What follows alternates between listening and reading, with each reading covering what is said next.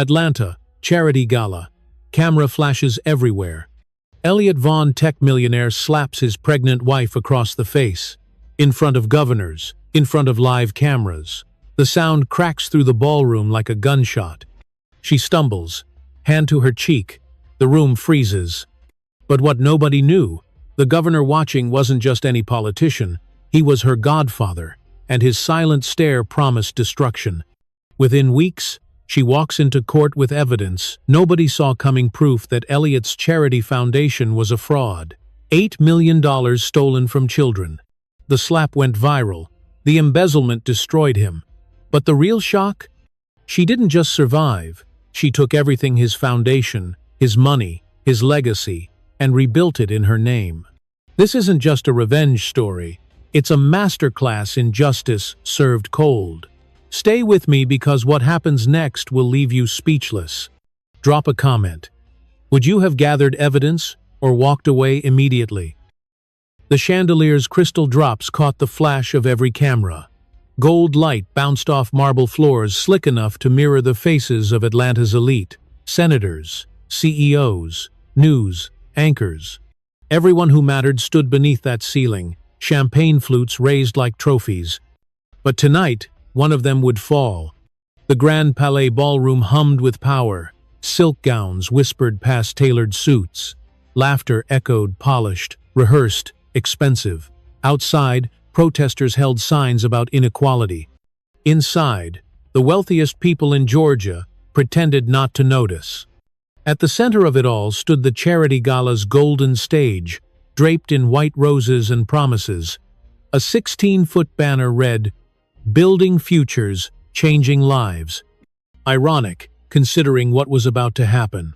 Governor Reed Hollister sat near the podium, his silver hair catching the spotlight. He wasn't smiling. He rarely did at these events. Too many handshakes, too many fake promises. But he came anyway, duty over comfort. Across the room, tech mogul Elliot Vaughn worked the crowd like a shark circling prey. 32 years old, self-made billionaire, Forbes cover boy. His smile was sharp, calculated, designed to disarm before the kill. He shook hands, posed for photos, laughed at jokes that weren't funny. And beside him, barely noticed, stood his wife. Madeline Pierce Vaughn, 7 months pregnant, navy gown, simple and elegant.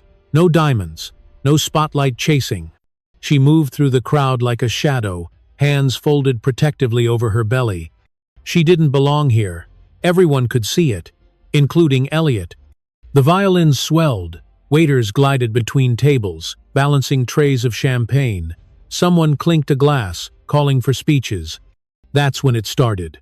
Madeline reached for a flute, her hand trembling slightly. Exhaustion, maybe. Nerves, probably. She turned, just as Elliot pivoted toward a camera crew.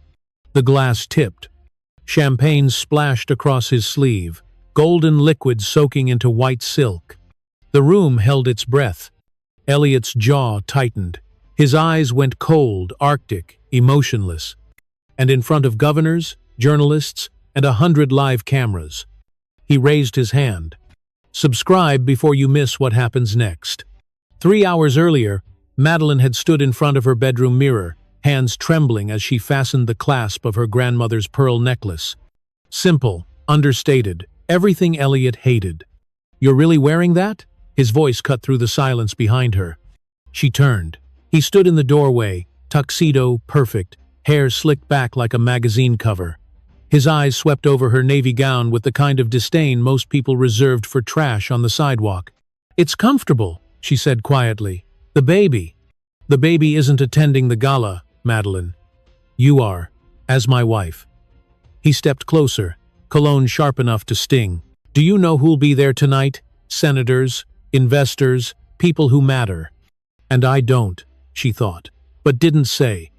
She never said the quiet parts out loud anymore.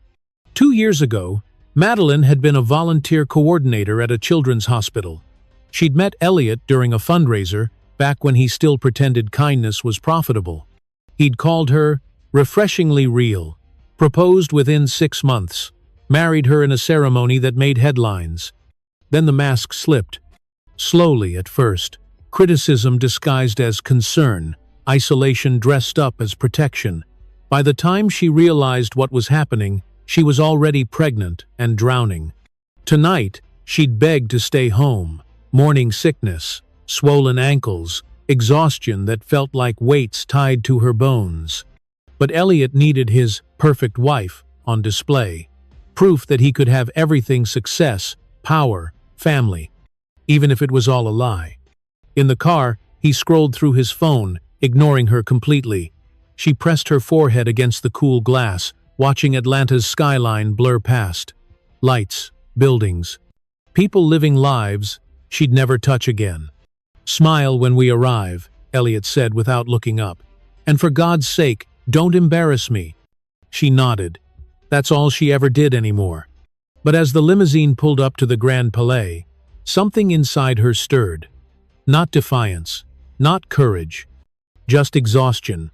The kind that makes you stop caring about consequences. The kind that makes you reach for a glass of champagne even when your hands won't stop shaking. The kind that changes everything. Elliot Vaughn didn't just enter rooms, he conquered them. The ballroom parted as he strode through, Madeline trailing 3 steps behind like an afterthought. Cameras swiveled, heads turned. He fed on it, that electric hum of attention, the way people leaned in when he spoke. Power wasn't something he earned, it was something he took. "Elliot, over here!" a photographer waved from the press line. He pivoted smoothly, flashing that Forbes cover smile, the one that hid everything. Madeline moved to step aside, but his hand clamped around her wrist too tight, just under the sleeve where bruises wouldn't show. "Stay," he whispered through clenched teeth. "Smile." She did. She always did. The flash went off. Another perfect couple for tomorrow's society pages. Elliot's empire had been built on disruption, buying struggling tech startups, gutting their staff, repackaging the scraps as innovation. Wall Street called him a genius. His employees called him a tyrant. His wife called him nothing at all anymore. Because words didn't matter to men like Elliot. Only image did. He released her wrist and turned toward Senator Brighton, hand extended. "Senator, hell of a turnout tonight." "All thanks to your foundation, Elliot." Brighton's smile was politician, smooth. 20 million raised for underprivileged youth. Remarkable. Remarkable. Right. What Brighton didn't know, what nobody knew, was that Elliot's charity foundation was a shell game. Money flowed in, sure. But most of it flowed right back out into offshore accounts, luxury business trips, and campaign donations that bought silence. The gala wasn't about helping kids, it was about laundering his reputation. "We do what we can," Elliot said, mock humble. "Someone has to give these kids a fighting chance." Madeline's stomach turned. She knew the truth. She'd seen the documents he thought he'd hidden. Bank statements, wire transfers, all of it locked in a drawer he assumed she'd never open. But desperate people do desperate things. Across the room, Governor Hollister watched Elliot work the crowd. His goddaughter stood beside that snake, swollen with child, fading into the background like a ghost. Reed's jaw tightened. He'd warned her 2 years ago. "That man is dangerous, Madeline. Don't marry him." She hadn't listened. Love made people blind. But tonight, Reed could see clearly. And something told him this perfect evening was about to shatter. The violins shifted into something softer. Waiters circulated with fresh trays, champagne bubbling gold under the chandeliers. Madeline stood near the edge of the crowd, one hand supporting her lower back. The baby had been kicking all evening, restless, uncomfortable, like mother, like child. She needed water, maybe air, anything but this suffocating room full of people who looked through her like glass. A waiter passed. She reached for a flute, just something to hold, to give her hands purpose. Her fingers closed around the stem, cool and delicate. Then Elliot's voice cut through the music. "Madeline." Sharp, commanding. The tone that meant, "Get over here now." She turned too quickly. Her swollen feet tangled in the hem of her gown. The glass tilted. Everything slowed. The champagne arced through the air, golden and inevitable. It caught the light for just a moment, beautiful. almost before splashing across Elliot's pristine white sleeve. The liquid spread, dark, staining. The room didn't gasp yet. A few people chuckled, nervous, polite. Accidents happen at these things. Someone would bring a napkin. Elliot would laugh it off. That's what civilized people did. But Elliot wasn't civilized, not beneath the surface. His smile froze. His eyes went dead, shark eyes, cold and empty. The kind of look that made prey animals run. Madeline's breath caught. She knew that look. She'd seen it behind closed doors, when there were no cameras, no witnesses. "I'm sorry," she whispered. "I didn't mean—" "You never mean anything." His voice was quiet, lethal. "Do you?" The chuckles died. Conversations faltered. People began to notice the shift, the temperature drop, the way Elliot's jaw clenched like he was holding back something monstrous. Senator Brighton stepped forward. "Elliot, it's just a little—" "Stay out of this." Madeline's hands trembled. She reached into her clutch for something, napkin, tissue, anything to fix this. "Let me help. I can—" "Help?" Elliot's laugh was razor-sharp. "You've done enough." The ballroom held its breath. Cameras were still rolling. Phones were out. But nobody moved. Because they all sensed it, something about to break, about to cross a line that couldn't be uncrossed. Elliot raised his hand, and the world split open. The sound cracked through the ballroom like a gunshot. Smack.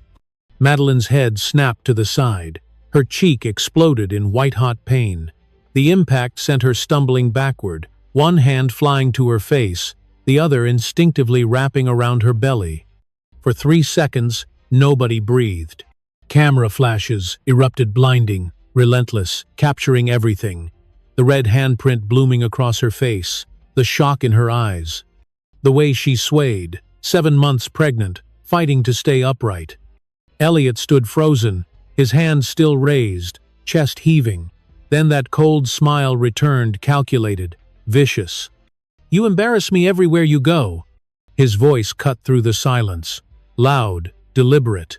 Meant for the microphones, the cameras, the 100 witnesses who would never forget this moment. Madeline's ears rang.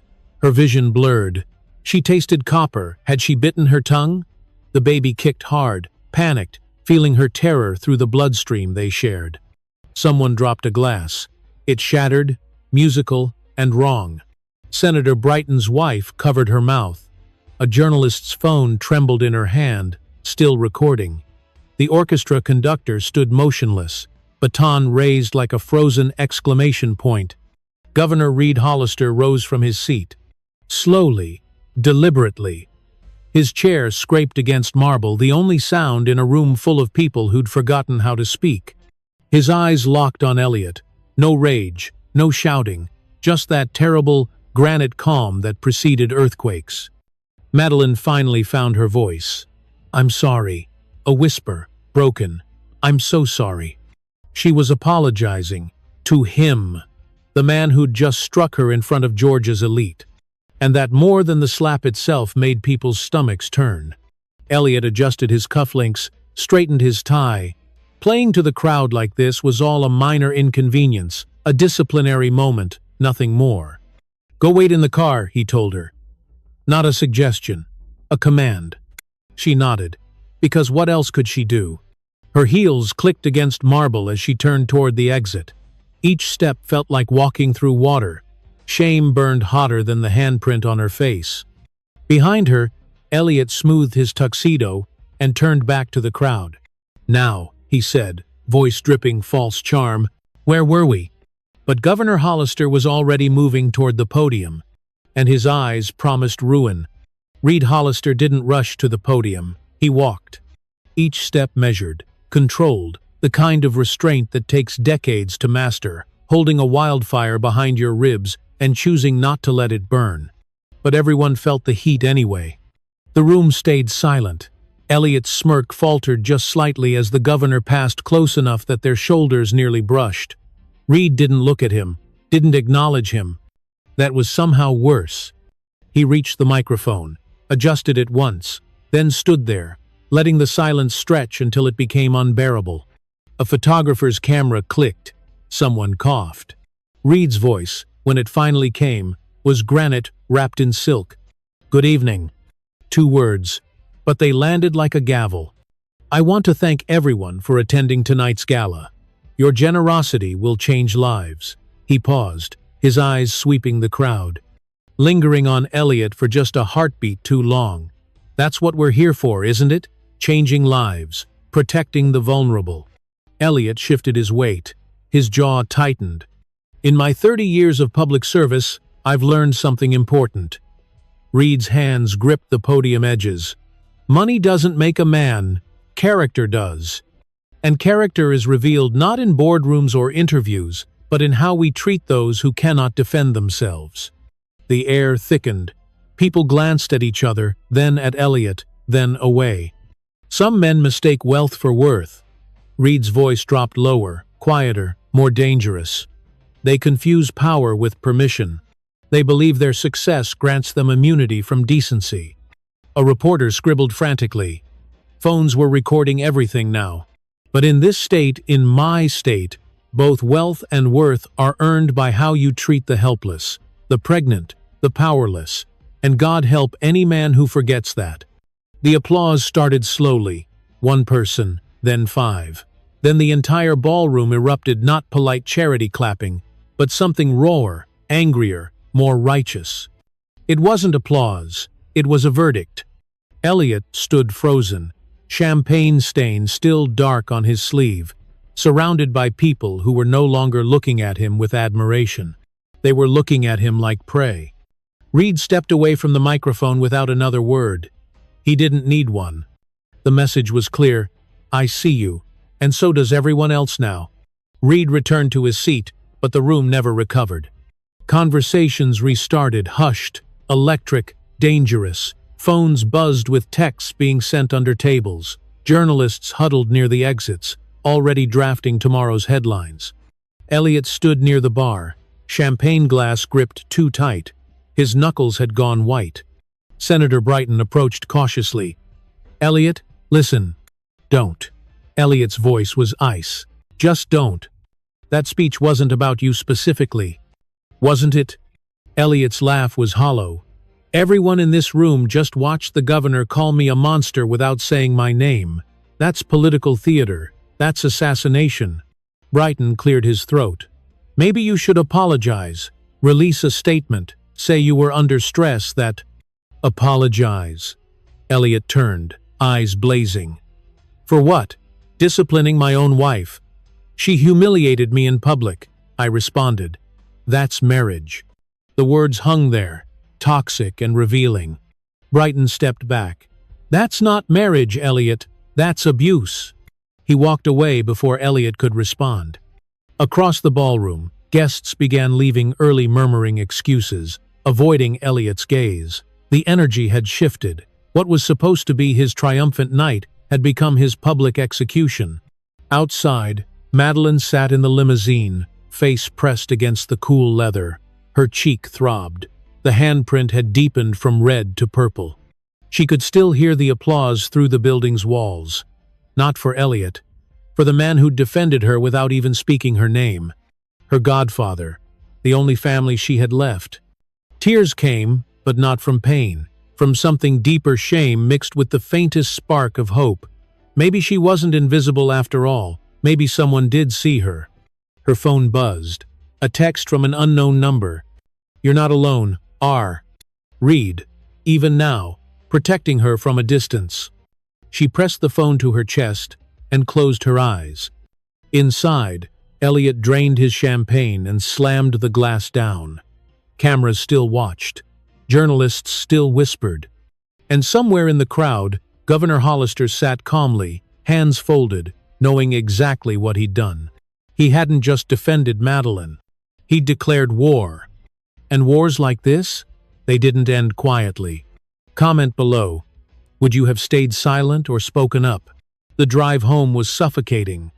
Elliot gripped the steering wheel, knuckles bone white. He dismissed the driver, couldn't risk witnesses to whatever was coming next. The city lights blurred past, neon streaking across the windshield like accusations. Madeline sat pressed against the passenger door, as far from him as physics allowed. Her hand rested on her belly, feeling the baby's movements. Still there, still safe. For now. You happy? Elliot's voice shattered the silence. Got what you wanted, didn't you? She said nothing.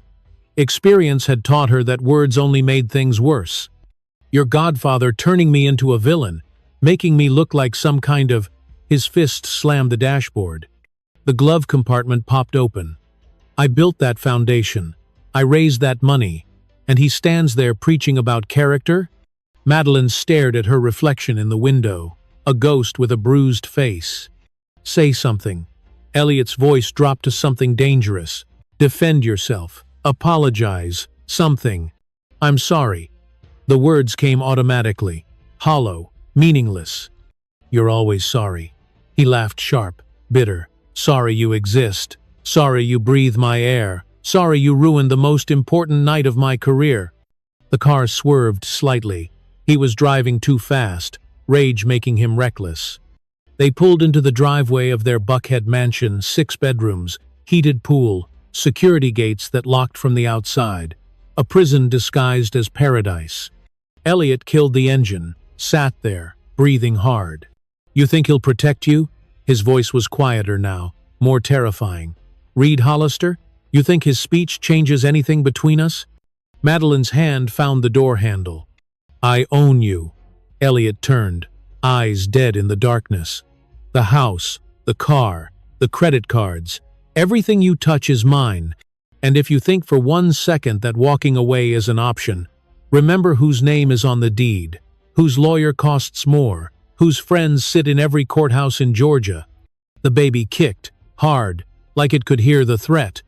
I'm tired, Madeline whispered. I just want to sleep. Elliot stared at her for a long moment, then smiled that cold, calculated smile that never reached his eyes. Go ahead, sleep, dream about your rescue. She climbed out, legs shaking, and walked toward the front door. Behind her, Elliot sat in the dark car, already planning his next move. Because men like him didn't lose. They destroyed anyone who tried to make them. It took 48 hours for the world to catch fire. The video hit Twitter first. 9 seconds. Phone footage, slightly shaky, but crystal clear. Smack. Madeline's head snapping sideways, the handprint blooming. Elliot's voice cold and cruel. You embarrass me everywhere you go. Within an hour, it had 10,000 retweets. Within 3, 500,000. By morning, the major networks were running it on loop. Tech mogul strikes pregnant wife at charity event. Millionaire's public assault. Caught on camera. Governor witnesses domestic violence at Atlanta Gala. Elliot's phone exploded with notifications. Calls from his PR team. Panicked texts from board members. Emails from sponsors with subject lines like urgent, partnership termination. He ignored them all, watching the video play again on CNN. His lawyer sat across from him in the study, tablet glowing with damage reports. We need to get ahead of this, the lawyer said. Issue a statement, show remorse. Remorse? Elliot's laugh was hollow. For what? A private marital dispute? It's not private anymore. It's trending globally. TikTok, Instagram, Reddit, everywhere. People are calling for your arrest. Elliot stood, pacing. This is a setup. Political assassination. Reed Hollister orchestrated this whole thing. The video doesn't lie. Elliot. Then we spin it. His eyes narrowed. Madeline's unstable. Pregnancy hormones. She's been erratic for months. I was defending myself from... Stop. The lawyer closed his tablet. I've represented you for 6 years. I've buried scandals, silenced whistleblowers, settled lawsuits, but I won't defend this. He stood, gathered his briefcase. Find another lawyer, one without a conscience. The door closed. Elliot stood alone in his mansion, surrounded by everything he'd built, awards, magazine covers, photos of himself shaking hands with presidents. All of it meaningless now. Outside, protesters gathered at his gates, signs reading, Justice for Madeline, and Wealth isn't a license to abuse. News helicopters circled overhead. His assistant called. "Mr. Vaughn, the board wants an emergency meeting. They're discussing removal." He hung up. Across town, Madeline sat in a safe house Reed had arranged. She watched the video once, then turned off her phone. The slap heard around the world. And somewhere deep inside, beneath the shame and fear, something shifted. Elliot had exposed himself. Now the world would watch him burn. Elliot's office looked like a war zone. Shattered glass from a thrown laptop, papers scattered across marble floors. His assistant had quit via text. His publicist stopped answering calls. Even his housekeeper left the keys on the counter and walked out without a word. Everyone was abandoning ship. He stood at the floor-to-ceiling windows, watching protesters multiply outside his gates. Their chants filtered through bulletproof glass like ghosts. "Lock him up! Lock him up!" His reflection stared back bloodshot eyes, 3-day stubble, wrinkled shirt. He looked like the villain everyone said he was. No, he was the victim here. Elliot grabbed his phone and dialed his PR crisis manager. "Fix this. I don't care how." "There's nothing to fix, Elliot. You need to disappear. Take a mental health break. Enter rehab, something." "I'm not hiding." "Then you're finished. Nike dropped you. Tesla rescinded your advisory position. Your own board is drafting removal papers. You have maybe 72 hours before—" Elliot hung up. Threw the phone across the room. It cracked against the wall. 72 hours. 3 days to salvage an empire he'd spent a decade building. His mind raced. There had to be a way. A scapegoat. A distraction. Madeline.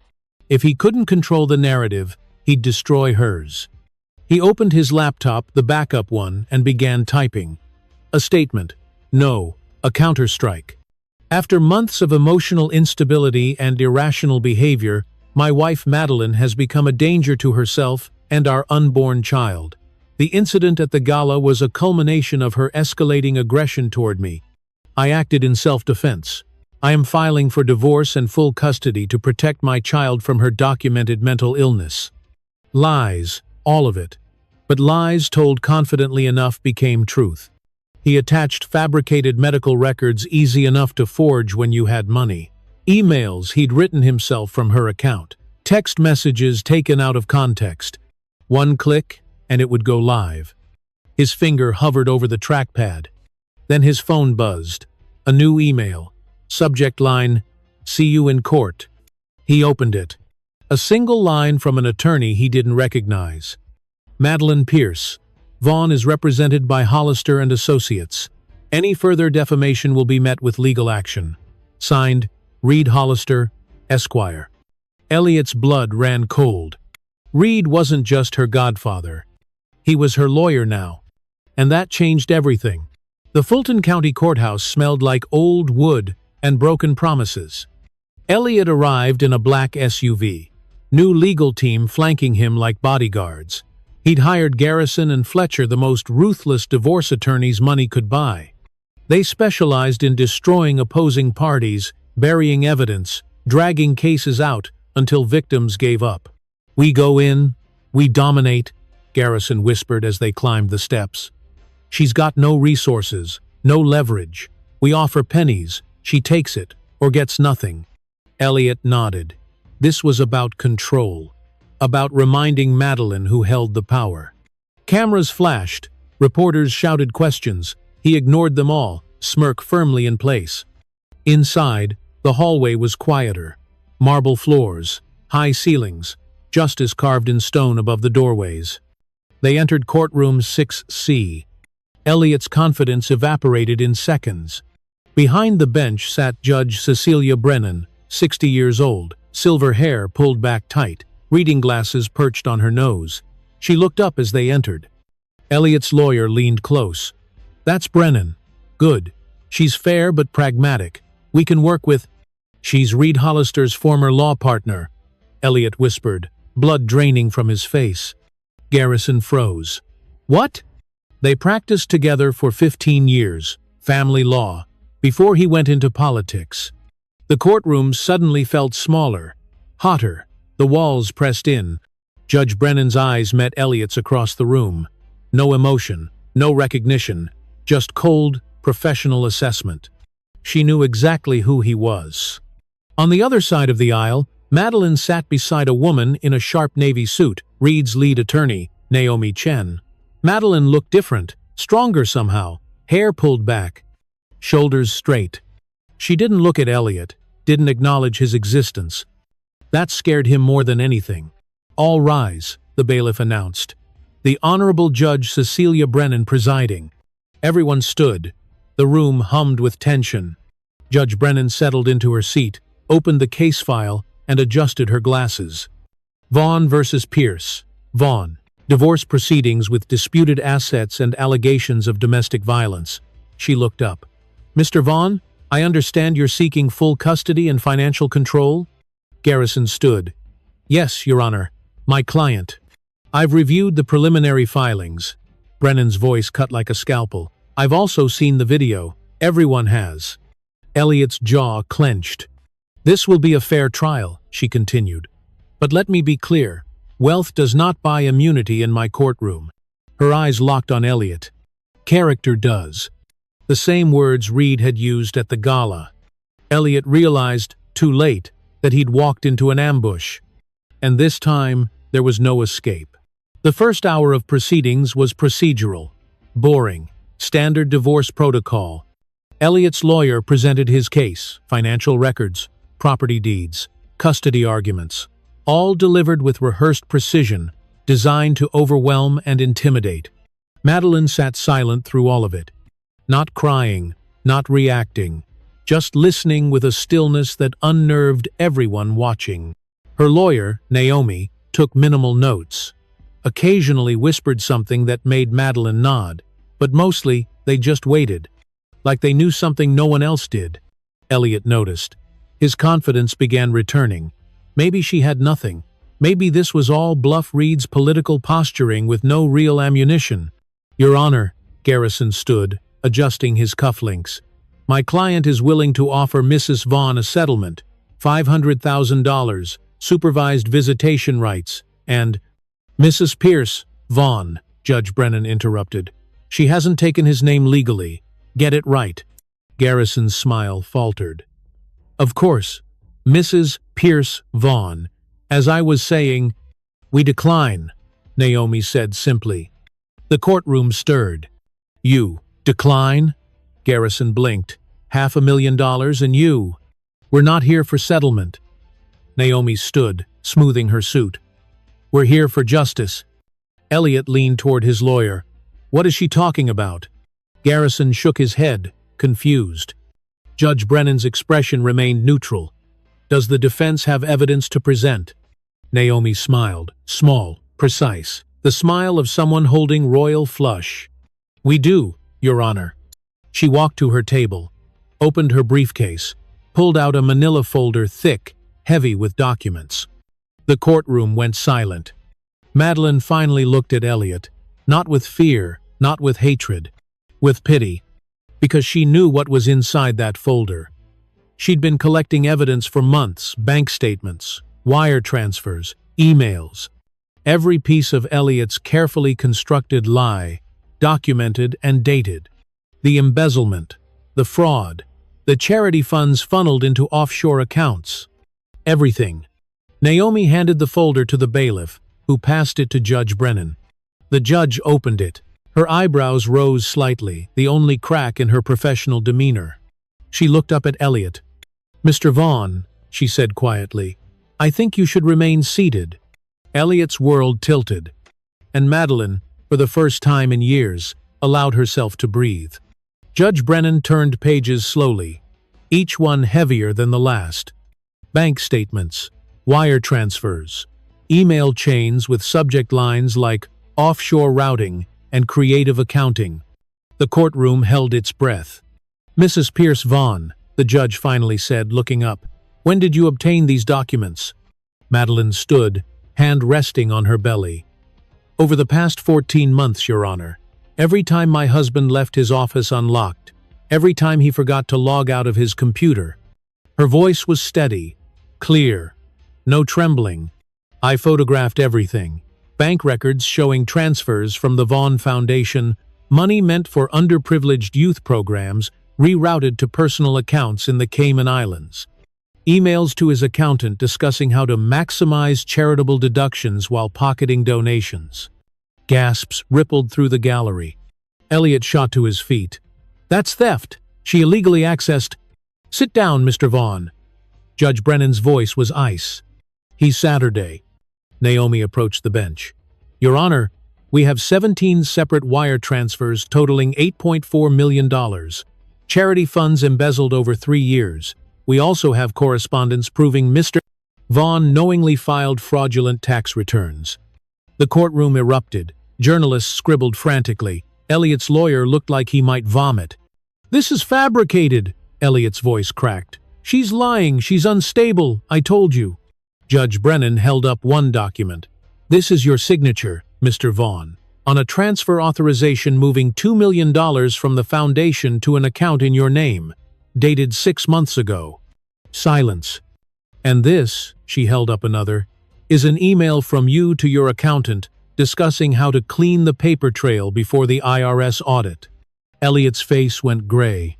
"Your Honor," Naomi continued, "we're requesting an immediate criminal investigation, grand larceny, wire fraud, tax evasion, and we're asking that Mr. Vaughn's assets be frozen pending—" "Granted." Judge Brennan didn't hesitate. "Bailiff, notify the district attorney's office. I want a full forensic audit of the Vaughn Foundation initiated within 24 hours. The gavel struck. Elliot couldn't move, couldn't breathe. His empire, built on stolen money and false charity, was collapsing in real time. And Madeline stood watching, 7 months pregnant, holding the match that burned it all down. Would you have gathered evidence or run? Drop a comment. The investigation moved faster than Elliot could contain. By noon, federal agents arrived at Vaughn Technologies. They walked past receptionists, past security, straight into his executive suite with boxes and warrants. Employees watched through glass walls as they loaded computers, file cabinets, hard drives, everything. By 3 p.m., his bank accounts were frozen, credit cards declined. The Buckhead mansion, mortgaged beyond its value, went into foreclosure proceedings. By evening, the board called an emergency meeting. Elliot wasn't invited. They voted unanimously. Immediate termination, no severance, no benefits. Security would escort him from the building within the hour. The CEO who'd graced magazine covers was now being walked out like a common thief. Because that's exactly what he was. Outside the courthouse, news vans multiplied. The story had everything: wealth, betrayal, a pregnant victim, stolen charity, money meant for children. Cable networks ran it 24/7. Elliot Vaughn, once worth an estimated $400 million, now faces up to 20 years in federal prison for wire fraud and embezzlement. His phone rang constantly, investors demanding explanations, creditors calling in loans, former friends suddenly unavailable. Only one person reached out: his mother, from her retirement home in Savannah. "I taught you better than this," she said quietly. "I don't know who you became." She hung up before he could respond. Elliot sat in his lawyer's office, a smaller one now, since Garrison and Fletcher had dropped him the moment criminal charges appeared. This new attorney was younger, hungrier, desperate for publicity. "We can fight this," the lawyer said. "Plead down to tax evasion. Maybe get 7 years instead of 20. 7 years, Elliot laughed hollowly. "I'll be nobody when I get out." "You're nobody now." The words hit like a physical blow. Outside, protesters celebrated. Social media exploded with hashtags. Number Vaughn exposed. Number Justice for Madeline. Number Charity fraud.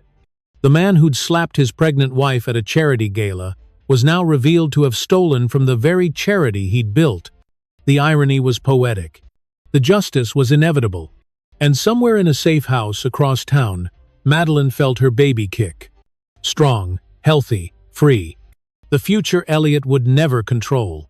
Madeline stood before the courthouse steps 3 weeks later. Different woman, same face. Her hair was pulled back simply, navy dress, maternity cut. Elegant but practical. No jewelry except her grandmother's pearls. 8 months pregnant now, belly prominent, undeniable. Behind her, Naomi and Reed flanked like guardians. Ahead, 50 microphones waited. She'd avoided cameras since the gala. Let the evidence speak. Let the investigation unfold. But today was different.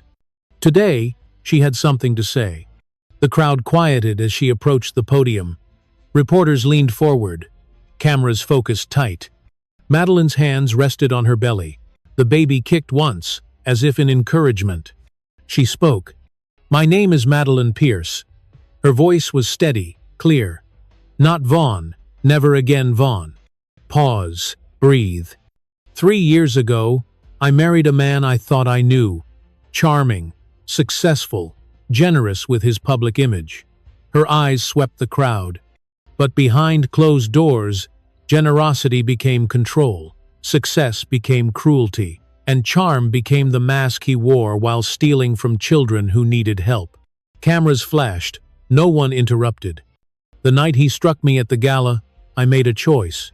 Not to stay silent, not to accept that wealth equals immunity. I chose to document, to gather evidence, to wait for the right moment. Her voice grew stronger.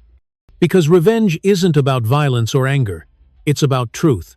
It's about ensuring that powerful men face the same consequences as anyone else.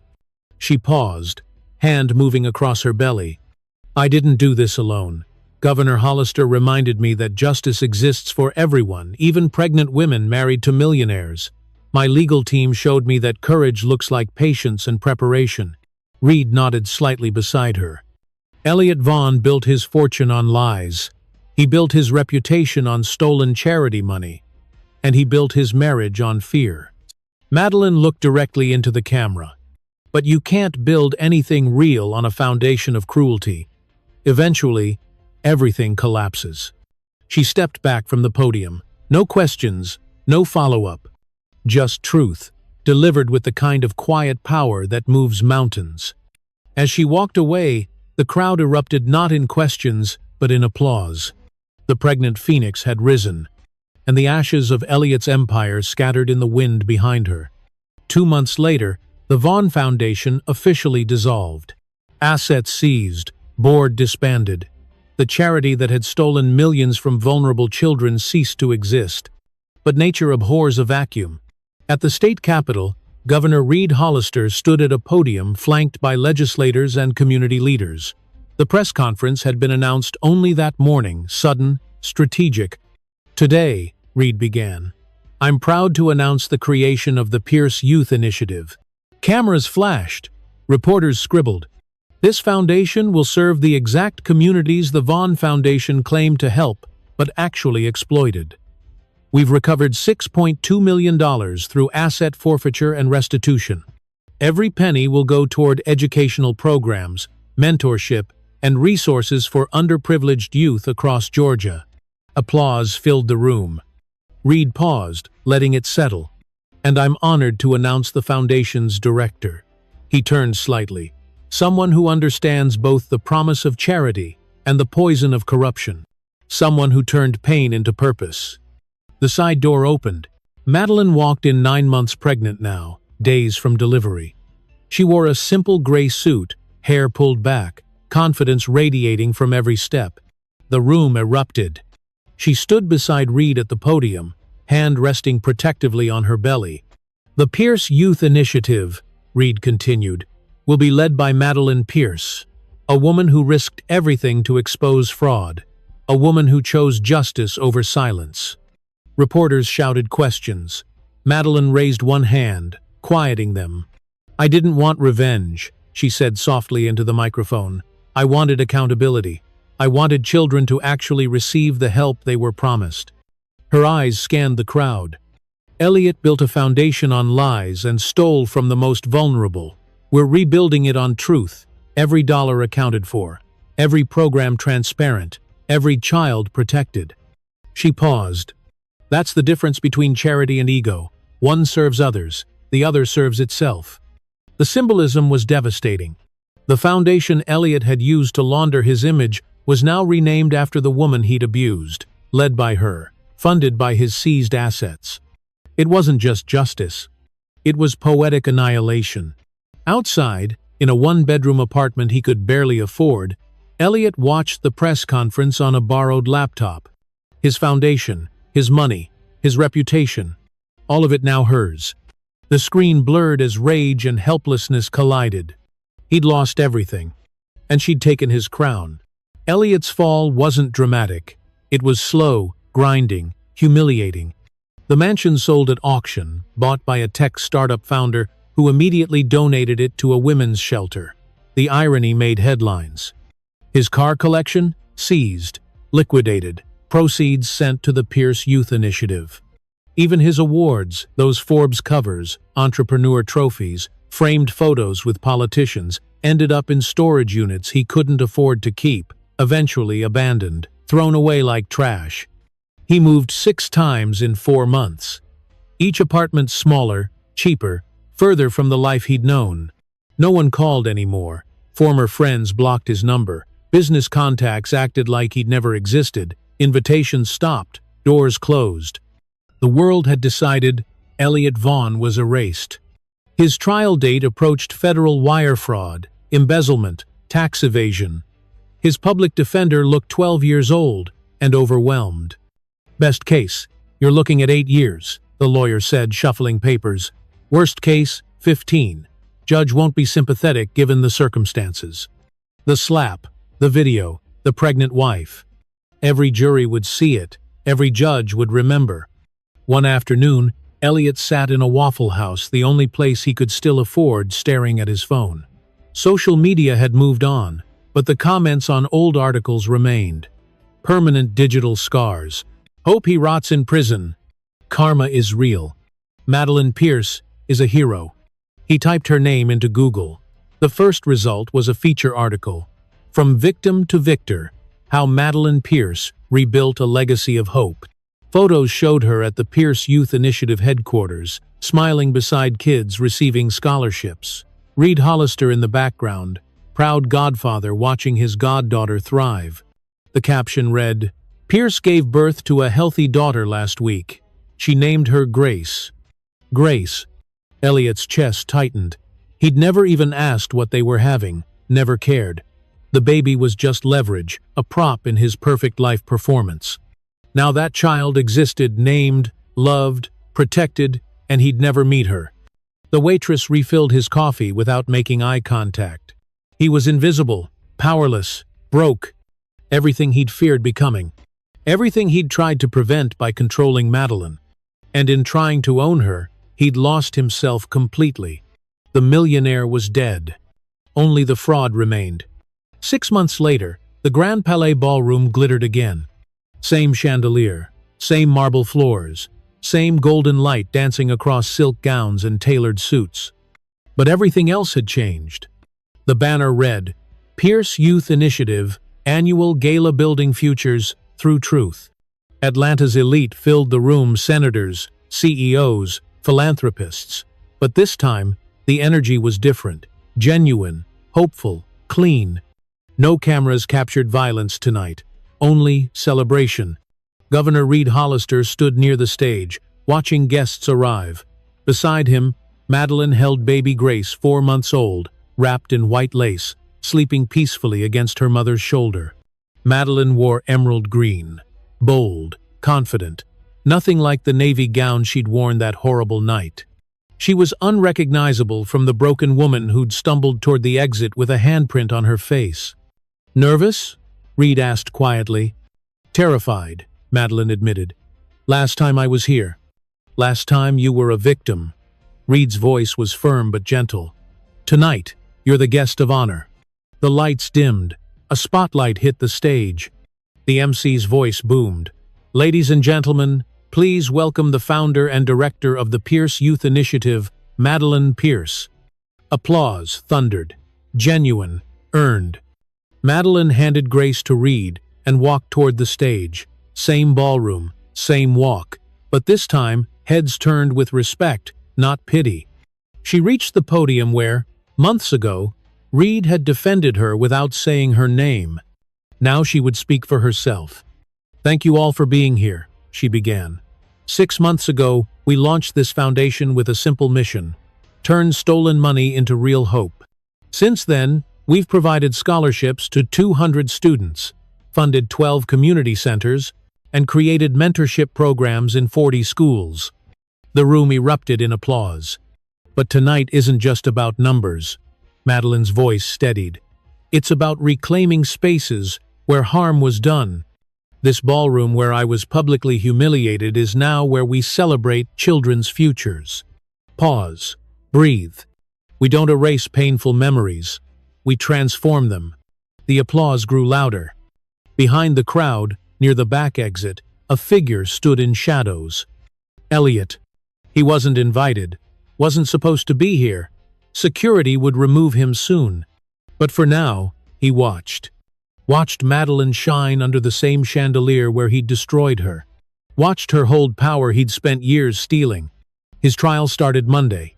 8 to 12 years, the plea deal promised. But tonight, his real sentence was watching her rise exactly where he'd tried to bury her. Subscribe if you believe karma catches everyone. Security hadn't spotted him yet. Elliot stood against the back wall, half hidden by a marble column. Jacket borrowed, shoes scuffed, hair longer, unkempt.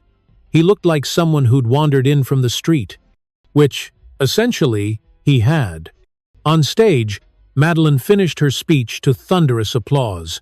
She smiled genuinely, radiantly, then descended the steps, Grace nestled back in her arms. People swarmed her. Congratulations, handshakes, photo requests. She handled it with grace, literally and figuratively. Elliot watched from the shadows. He told himself he came to, what? Apologize? Explain? See her one last time before prison? Truth was, he didn't know why he came. Maybe to punish himself. Maybe to see what he'd destroyed and what she'd built from the ruins. Reed noticed him first. The governor's eyes narrowed. He moved toward security, ready to have Elliot removed. But Madeline caught the movement, followed Reed's gaze. Their eyes met across the ballroom. Hers calm, steady, unafraid. His hollow, desperate, broken. She whispered something to Reed. He hesitated, then nodded, backing down. Madeline handed Grace to a nearby aide and walked toward Elliot. Not quickly, not angrily, just walking. The crowd parted without realizing why. She stopped 3 feet away, close enough to speak, far enough to stay safe. Silence stretched between them, thick with everything unsaid. "You shouldn't be here," she said finally. "No venom, just fact." "I know," his voice cracked. I needed to see what I became without you." She finished his sentence. "What happens when cruelty loses?" He flinched. "You wanted me to disappear," Madeline continued quietly. "To be nothing. To need you so desperately I'd accept anything." Elliot looked at the floor. "But you were wrong." Her voice softened not with forgiveness, but with something sadder, pity. "I was never nothing. I just forgot for a while." He opened his mouth. No words came. What could he say? "I'm sorry" felt obscene, inadequate, like apologizing for a hurricane. "I don't forgive you," Madeline said. "I don't hate you either. You're just not part of my story anymore." She turned to leave. "Madeline," his voice barely whispered. She paused, didn't turn around. "I hope your daughter never meets a man like you." The words landed like bullets. Then she walked away, back toward the light, the applause, the life he could never touch again. Security arrived moments later, escorting Elliot out through the service exit. He didn't resist. What was left to fight for? 3 months later, federal prison doors closed behind Elliot Vaughn. 9 years. No parole eligibility for 5. The headlines lasted 1 day. Then the world moved on. His name became a cautionary tale, a case study in business schools about fraud, a reference in domestic violence awareness campaigns. But to most people, he simply ceased to exist. Meanwhile, Madeline thrived. The Pierce Youth Initiative expanded into 3 states. Corporate sponsors lined up real ones, with transparent accounting and genuine commitment. Grace turned 1, taking her first steps in the foundation's headquarters. Madeline never married again. Didn't need to. She'd learned something most people never do. Completion doesn't require another person. It requires becoming whole on your own terms. One afternoon, she stood in the foundation's library walls, lined with books donated in honor of children who'd received scholarships. Sunlight streamed through tall windows. Grace toddled toward her, arms outstretched, laughing. Madeline swept her up, spinning once. The baby squealed with delight. "You know what today is?" Madeline whispered against Grace's soft hair. 2 years since the slap. 2 years since the worst night became the catalyst for the best life. She didn't celebrate the anniversary, didn't mourn it either, just acknowledged it the way you acknowledge scars that remind you of battles survived. Reed visited that evening, bringing Chinese takeout and terrible jokes. They ate in Madeline's modest apartment. She'd refused the mansion lifestyle, preferring something real, something earned. "You ever wonder what would have happened if you'd stayed?" Reed asked carefully. Madeline looked at Grace, now sleeping in her portable crib. "I'd be dead. No drama. Just truth. Maybe not physically, but everything that made me me would be gone." Reed nodded. He'd seen it too many times, women who stayed until there was nothing left to save. "You did something most people can't," he said. "You waited for the right moment, gathered ammunition, then struck when it mattered most." "I got lucky," Madeline said. "I had you." "No," Reed's voice was firm. "You had courage. I just reminded you it existed." Outside, Atlanta's skyline glittered against the evening sky. Somewhere in that city, Elliot sat in a cell, counting days. But Madeline wasn't thinking about him. She was thinking about tomorrow's scholarship ceremony. 20 new students, 20 futures she'd helped secure. She touched her hand to the window, cool glass, solid, real. "Sometimes," she whispered to her reflection, "revenge doesn't need words, just time, just truth." Grace stirred, smiled in her sleep, and Madeline smiled back. What would you have done in her shoes? Comment below, and if this story moved you, don't let the next one slip away.